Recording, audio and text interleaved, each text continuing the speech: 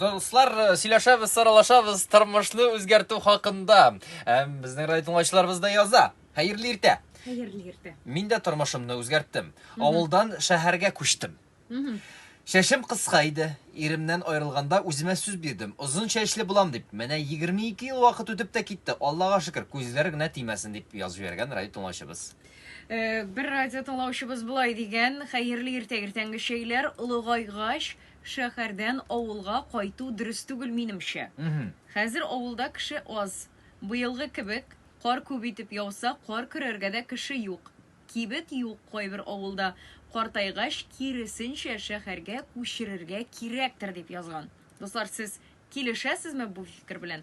Әгәр инде килешәсез икән, яисә килешмисез икән, язып юллый аласыз 8917 85 55 91 5 номерына үзегезнең SMS-ларыгызны.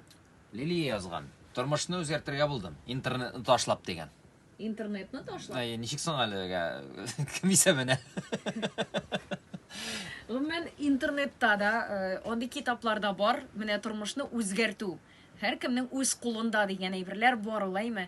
Тик менә иң беренче кешене нәрсә тота дип уйлыйсың, Илнар? Тормышны үзгәртергә.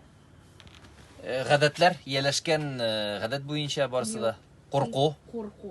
Курку. Әгәр дә син тормышыңны үзгәртәсең икән, анда киләчәктә сине нәрсә көтә? Акчаң буламы, юкмы?